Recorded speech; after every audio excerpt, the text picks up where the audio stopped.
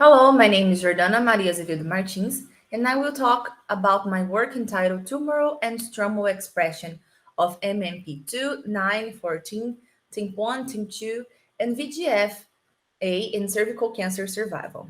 It was published last year in PMC Cancer. It was written by me and supervised by Professor Silvia Rabelo and Professor Luisa Fenin. It is well established that cervical cancer is caused by a persistent infection of high risk papillomavirus, HPV, and the infection starts progressive cervical intraepithelial neoplasias, called SEN. And according to the level of atypias, they grow to 1 to 3. The SIM3 cells, which are tumoral cells, begin to communicate with the stromal cells and they coordinate an enzymatic breakdown of the basement membrane and the underlying extracellular matrix. That way, the tumor can grow in size and can assess vascularization. Since BM is formed by many types of proteins such as collagens, fibronectin, laminin, and so proteolytic enzymes are responsible in this invasion process, like the matrix metalloproteinases. Matrix metalloproteinases, MMPs, are proteolytic enzymes, and they degrade basement membrane and ECM proteins, like collagens, fibronectin, laminins, and etc. They are secreted by tumoral, stromal, and inflammatory cells, and they are involved in many processes, such as tissue remodulation, organ development, and inflammatory regulation. They are in balance with their endogenous inhibitors called TIMPs, the tissue inhibitors of metalloproteinases. There are four types of them: one, two, three, and four. And any imbalance of them can cause a pathological process. They can inhibit active MMPs or they can activate pro MMPs. MMP-2, 9, 14, TIMP1, and 2 were selected to be studied here because they are often associated with a poorer survival in different types of cancer. VEGF was also selected because it is well known that it has a role in a poor survival in cervical cancer patients due to its neovascularization role. So here in this figure, we have illustrated these proteins involved in the tumor invasion, progression, angiogenesis, and metastasis. Before the invasion itself, the pre-invasive cancer cells, specifically SIM3 cells, start to detach from one another, so they lose their intercellular junctions and they detach from the basement membrane. So in that way, the epithelium starts to be extremely depolarized, ready to migrate.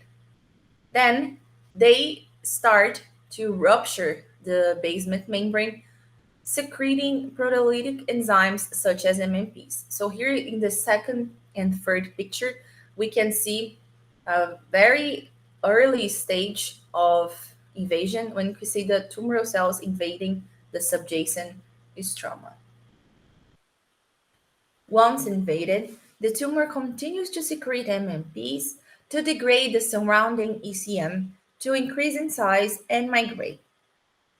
Once inside the stroma, the tumoral cells starts to interact with stromal cells and the extracellular matrix, and now it's formed the tumor microenvironment. So it's very important to understand that the tumor, it's not only composed by tumoral cells, they are always communicating with the stromal cells and the ECM. It's very dependent for its survival. As the tumor grows, the innermost tumoral zone is now deprived of oxygen and nutrients, so it starts to be a hypoxic zone. So these hypoxic cells start to secrete VEGF, the vascular endothelial growth factor in abundance to stimulate the formation of new blood vessels. And now the tumor can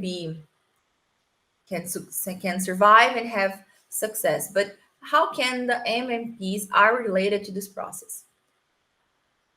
In the same way that MMPs degrade the basement membrane proteins, they can degrade the basement membrane proteins of endothelium, exposing the parasites which has the VEGF receptor. So they are responsible too in the angiogenesis process. And consequently,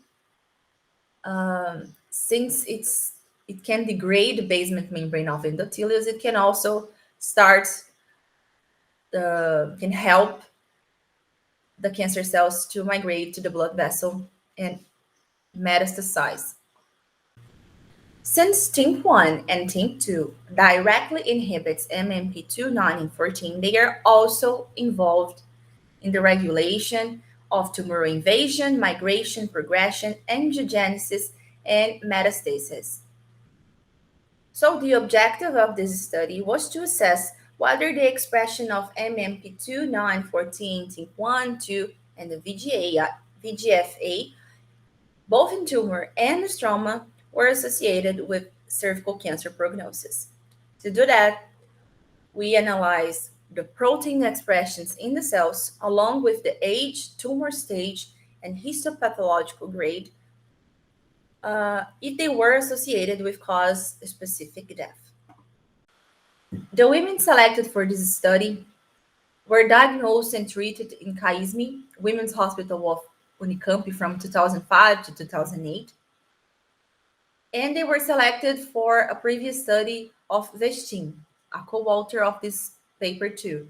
But in this paper, we selected only those with invasive carcinoma, a total of 76, and they had to have tumor and stroma in the specimen. 2 of them were excluded because it was adenosquamous carcinoma, not squamous. And 10 were excluded because there was no follow-up, or it was a recurrence case, or they didn't complete the treatment. So in the end, there were 64 patients, and this research was approved by the Research Ethics Committee of the University of Campinas. To calculate the protein expressions, the specimens were analyzed through immunohistochemistry based on hotspots. Hotspots were images that were sharp, considered sharp, and areas with higher immunoreaction or positive staining, and it has to have a similar proportion of stroma and tumor. They were photographed at 400 and 1,000 tumor cells and 1,000 stromal cells were counted per case to define the percentage of immunostained cells. So the protein expressions is the percentage of immunostained cells. To categorize the protein expressions, we use raw curves to define cutoff points for the percentage of immunostained cells. We use death from the disease as the reference. Here is an example. And we had in the end 12 cutoff points, dichotomized into high or low expressions. We use a cause-specific Cox regression model to evaluate the relative risk of death from cervical cancer, and we considered it significant when the p-value was equal or less than 0.05 in a 95% of confidence interval. The competing risk survival curves analysis were performed with competing low and high expression, with the significant ones using the same regression model. So we had the group of patients, we had the follow-up.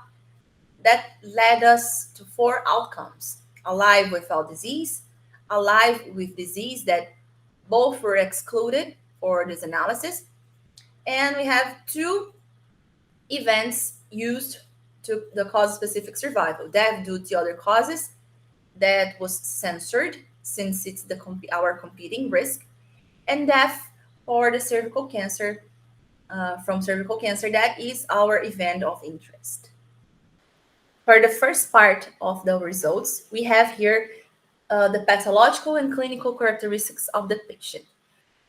At the moment of the diagnosis, the majority of them had G2 for histopathological grade, followed by G3, and the majority of them was diagnosed at stage 1, followed by stage 3.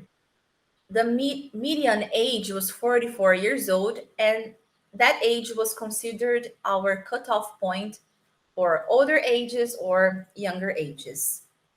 At the end of our analysis, 64.1% were alive without disease, only 1.6% were alive with the disease, 18.8 were dead from the disease, and 15.6 were dead due to other causes. It's interesting to say that the majority of them, like the 12 patients that died from the disease, 10 of them were diagnosed in more advanced cases. Here is the second part of the results. The table containing the competing risk survival analysis according to age, tumor stage, histopathological grade, and the protein expressions.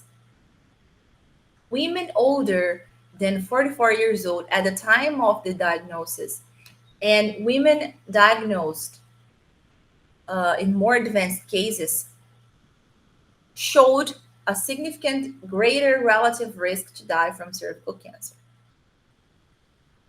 Talking about now the protein expressions, we have three significant associations of higher expressions of MMP2 in the tumor, MMP2 in the stroma, and TIM2 in the stroma. Higher expressions of MMP2 was significant, but we cannot assess the relative risk because in the moment, the very beginning of the analysis, all the women that showed a high expressions of MMP2 in the tumor died from the disease. So there was no comparison with low expressions. So there are no relative risk, but it is significant. In contrast, higher expressions of MMP9, both in tumor and stroma, were associated with a better prognosis. So they had a protective effect on cervical cancer death. So we selected the four significant ones with a relative risk to plot the survival curves. The last event of the survival analysis occurred at 7.17 years, and the follow-up continued up to 12 years.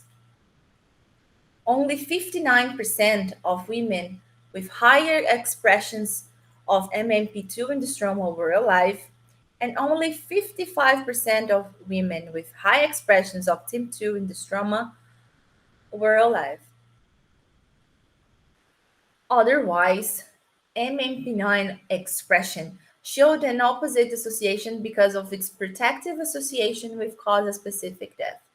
So here we can see that only 60% of women were alive with low expressions of MMP9 in the tumor, and only 30% were alive with low expressions of it in the stroma.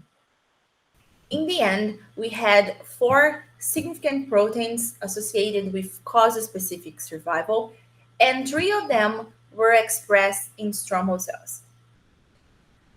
This is a strength of this study that separated these expressions in tumor and in stroma, which provided us a better understanding of cervical tumor microenvironmental dynamics. The stromal cells and tumoral cells are in constant crosstalk, and as the stroma supports the epithelia in a physiological context, here the stroma also supports and ensures that the tumor survives and succeeds.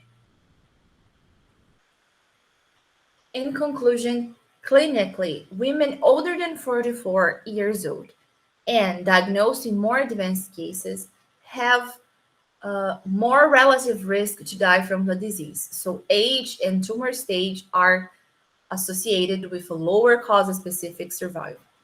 Talking about the protein expressions, higher expressions of MMP2 in the stroma and TIM2 in the stroma are also related to a poorer cause-specific survival. On the other hand, higher expressions of MMP-9 both in stroma and in tumor were associated with a better cause-specific survival. These proteins can serve as cervical cancer prognosis biomarkers. We acknowledge CAISME, the Women's Hospital of Unicamp, where the study was carried out, the Medical Science School, and CAPES and FAPESP for the funding, and all the support from the Clinical Hospital too of Unicamp. Thank you very much. Thank you for listening.